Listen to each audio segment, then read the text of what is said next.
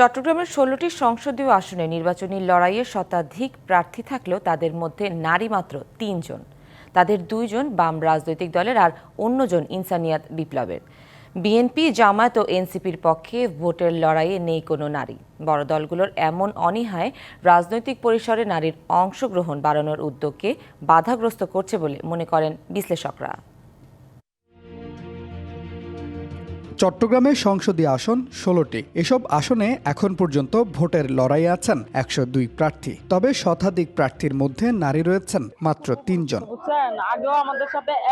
চট্টগ্রাম ১০ আসনে লড়ছেন আসমা আক্তার। সুবিধাবঞ্চিত শিশুদের জন্য বিনামূল্যে স্কুল পরিচালনা ও নারী অধিকার নিয়ে কাজ করা এই নারী লড়ছেন বাংলাদেশ সমাজতান্ত্রিক দলের হয়ে। একই আসনে ইনসানিয়াত বিপ্লব দলের হয়ে লড়ছেন সাবিনা খাতুন। নির্বাচনে প্রার্থী হলেও নানা চ্যালেঞ্জের মুখোমুখি হতে হচ্ছে বলে জানান নারী প্রার্থীরা। জুলাই অভ্যুত্থান আমাদেরকে দেখিয়ে দিয়েছিল, আশান্বিত করেছিল আমাদের মেয়েরা সামনের সারিতে থেকে নেতৃত্ব দিবে। নারীদের জন্য সেরকম পরিবেশ। নায়াসিনামাইড ও স্যালিসাইলিক সমৃদ্ধ লিলি ফেস ওয়াশ যা ফেসের ডেড স্কিন সেল দূর করে দেয় দ্বিগুণ ফাস্টার ব্রাইটেনিং। তৈরি করা হয়নি রাষ্ট্রীয়ভাবে।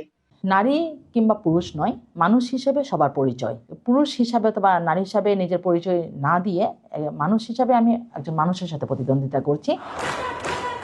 চট্টগ্রাম ১১ আসনে প্রতিদ্বন্দ্বিতা করছেন বাসদ চট্টগ্রাম জেলা কমিটির সদস্য দীপা মজুমদার। জুলাই আন্দোলনে সামনের সারিতে থাকা এই নারীও জানান নানা বাধা বিপত্তির কথা।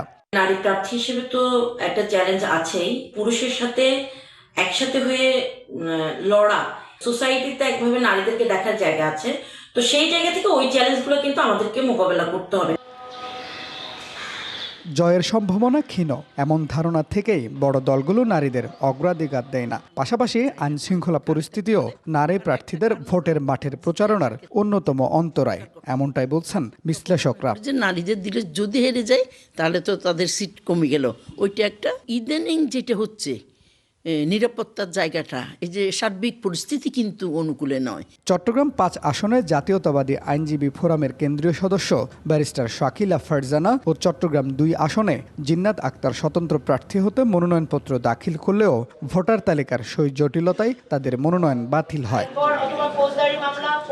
Mujibul Haque, DBC news, Chittagong.